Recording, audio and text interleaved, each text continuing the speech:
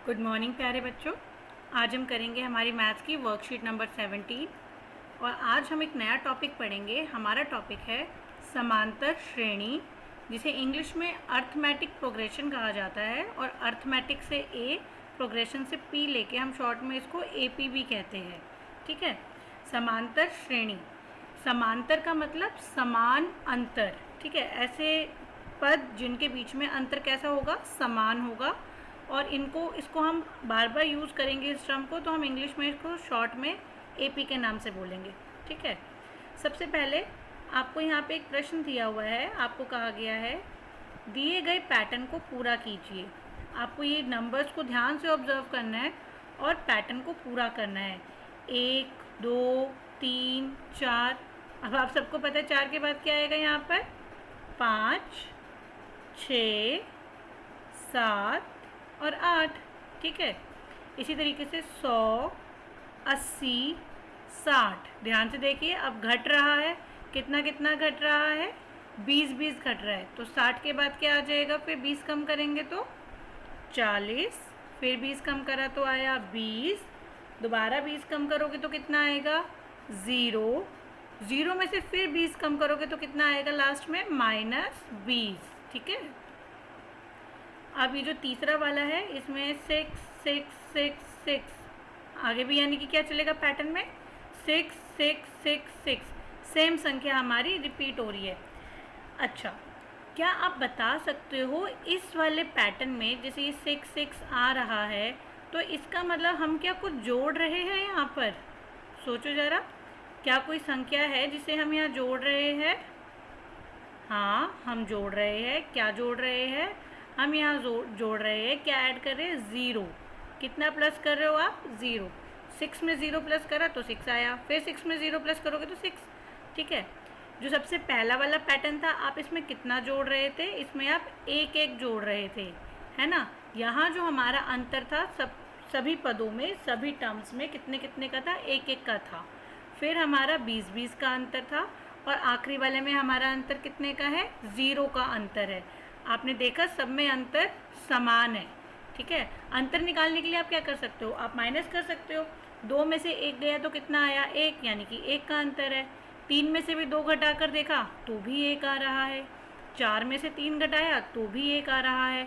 तो हमने देखा इन पदों में अंतर कैसा है, समान है। ये जो श्रेणी बन रही है नंबर्स की, ये जो श्रेणी है, इसमें अंतर समान है, तो हम इसको कह सकते हैं कि ये एक समांतर श्रेणी है।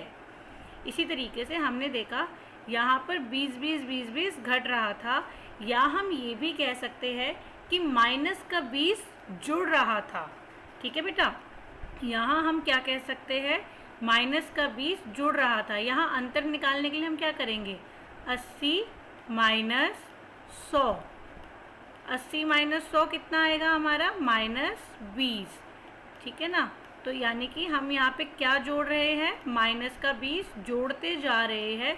100 में जब आप -20 जोड़ोगे तो 80 ही आएगा। 80 में -20 जोड़ोगे तो कितना आएगा, 60 आएगा। कैसे, आप इसको इस तरीके से भी लिख सकते हो, 80, हम जोड़ने शब्द का इस्तेमाल कर रहे हैं और क्या जोड़ रहे हैं, माइनस का 20 जोड़ रहे हैं। ठीक है, क्योंकि बात तो वही है, प्लस माइनस करोगे तो माइनस हो जाएगा साइन, और 80 में से 20 जाएंगे तो कितना आ जाएगा, फिर 60 आ जाएगा। इसी तरीके से इसमें हम 0 को जोड़ रहे हैं। 6 में से 6 गया तो कितना बचा, 0। अंतर कितना है, 0 है। अब आपको कहा गया था पैटर्न का अवलोकन करके दी गई तालिका को भरिए। ये जो आपने पैटर्न देखा है, इसको आपने ध्यान से ऑब्जर्व कर लिया। अब आपको ये भरनी है टेबल। सबसे पहले आपको लिखना है प्रथम पद, यानी कि जो सबसे पहला पद आ रहा है वो क्या है यहाँ पर, 1। फिर हमसे कहा जा रहा है 2 क्रमागत पदों के बीच का अंतर। हमने अंतर देखा क्या है, 1 1 का, 2 में से 1 गया 1, 3 में से 2 गया 1, 4 में से 3 गया, अंतर कितना है, 1। और अंतिम पद क्या आ रहा है, 4 के बाद आया 5 6 7, और ये आखिरी वाला पद हमारा कितना आया, 8। तो हमारा अंतिम पद हो गया यहाँ पर 8। इसी तरीके से जो हमारा दूसरा वाला बी पार्ट है, इसमें प्रथम पद हमारा क्या है, 100 अंतर कितना है हमारा -20, और अंतिम पद भी हमारा कितना आया था, अगर आप घटाकर लिखते जाओगे, ये जो लास्ट वाली टर्म है ये आपका अंतिम पद है, तो वो कितनी आई थी -20। तीसरा सी पार्ट देखिए, प्रथम पद कितना है, प्रथम पद है 6। दो क्रमागत पदों के बीच का अंतर, इन दोनों के बीच का डिफरेंस कितना है, क्रमागत का मतलब होता है लगातार, दो लगातार जो टर्म्स आ रही हैं उनके बीच में कितने का अंतर है, तो यहाँ पर कितने का अंतर है 0। और अंतिम पद क्या है, अंतिम पद भी हमारा यहाँ पर 6 है। ठीक है बेटा। अब एक क्वेश्चन और दिया हुआ है, पैटर्न लिखिए। अब आपको एक घटना दी गई है, उसे देखकर आपने पैटर्न लिखना है। एक व्यक्ति का वेतन 12,000 रुपये से शुरू होता है और वार्षिक 500 रुपये बढ़ाया जाता है, तो यानी कि सबसे पहले उसका वेतन कितना है 12,000, यानी कि पहले ब्लैंक में आप लिखोगे, पहले रिक्त स्थान में आप लिखोगे 12,000, फिर 500 बढ़ा दिया तो कितना हो जाएगा उसका वेतन हो जाएगा 12,500। उससे अगले साल कितना हो जाएगा उसका वेतन, फिर आप इसमें 500 जोड़ोगे तो कितना आ जाएगा 13,000। इसी तरीके से आपने 500 जोड़ने हैं और इस पैटर्न को पूरा करना है।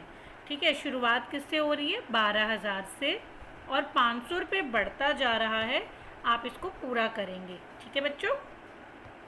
बी पार्ट में आपसे कहा गया, एक बैंक से 200 रुपये प्रति माह निकालना यदि आरंभ में 5,000 रुपये राशि खाते में थी, यानी कि आप हर महीने 200 रुपये निकालते जा रहे हो, पैसे कम करते जा रहे हो, और स्टार्टिंग में कितने पैसे थे आपके पास, स्टार्टिंग में आपके पास थे 5,000 रुपये, तो यहाँ हम लिखेंगे सबसे पहले हमारे पास थे 5,000।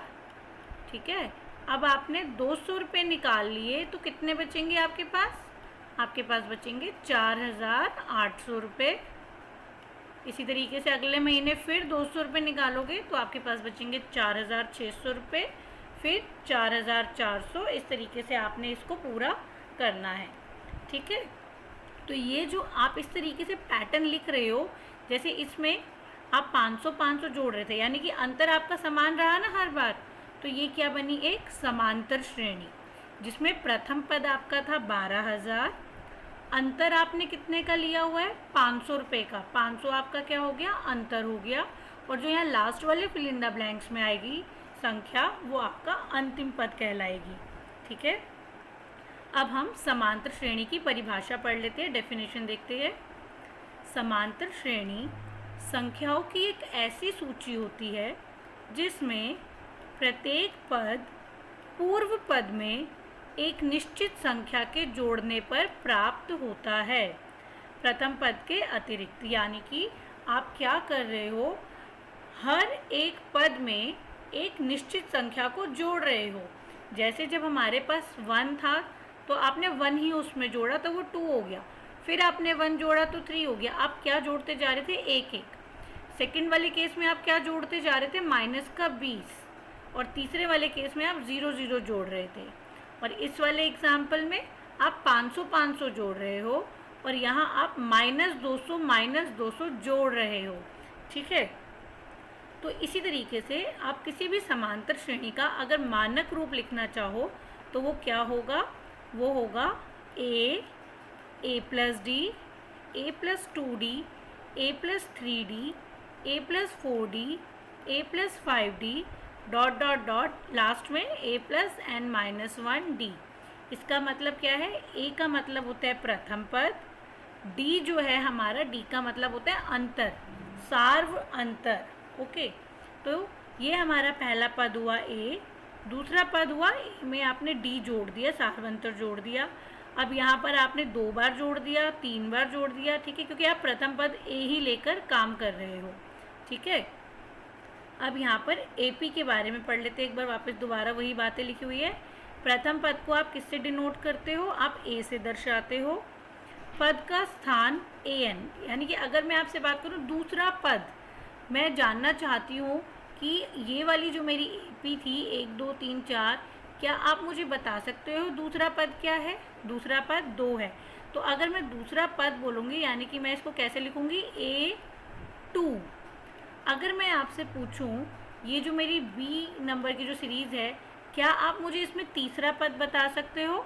तो वो तीसरा पद क्या है, 60। तो तीसरे पद को दर्शाने के लिए मैं कैसे लिखूँगी, A, और ये जो 3 होगा ये नीचे लिखा जाएगा, छोटा लिखा जाएगा। तो इसका मतलब A3 का मतलब तीसरा पद। कौन से नंबर के पद की मैं बात कर रही हूँ? तो A3 मेरा इस वाले केस में कितना था फिर, 60। ठीक है, यहाँ पर आप सब बच्चे के ध्यान से लिखेंगे।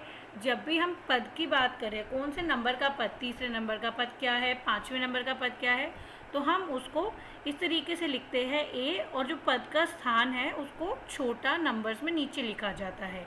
ठीक है, फिर इसके बाद एक निश्चित संख्या कह लो या सारवंतर, जो डिफरेंस है वो क्या है, an-1 बराबर d।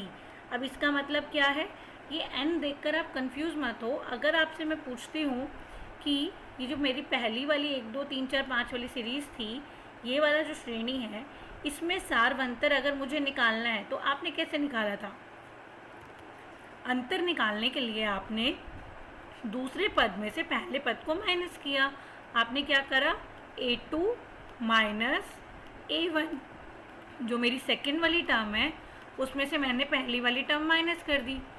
इन दोनों पदों के बीच का अंतर निकालने के लिए भी मैंने क्या करा, A3 माइनस A2 किया, यानी कि जो अगला पद है उसमें से पहले वाले पद को मैंने माइनस कर दिया।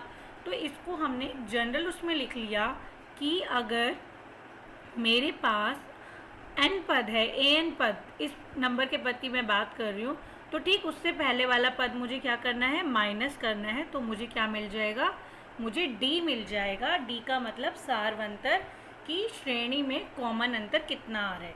ओके, अब हमें यहाँ पर एक एग्जाम्पल दिया हुआ है, उसको देखते हैं। दिए गए प्रथम पद एवं सारवंतर के द्वारा समांतर श्रेणी के प्रथम 4 पद लिखिए। आपको यहाँ पर पहला पद a दे दिया है 4 और सारवंतर दिया हुआ है -3। आपको क्या करना है, अपनी समांतर श्रेणी के 4 पद लिखने हैं। तो पहला पद तो A1 ही हो गया, कितना, 4। द्वितीय पद यानी कि A2 किसके बराबर है, वो a प्लस डी के। ये देखो, ये हमने मानक रूप लिखा हुआ है ना, यहीं से हम कर लेंगे a प्लस डी।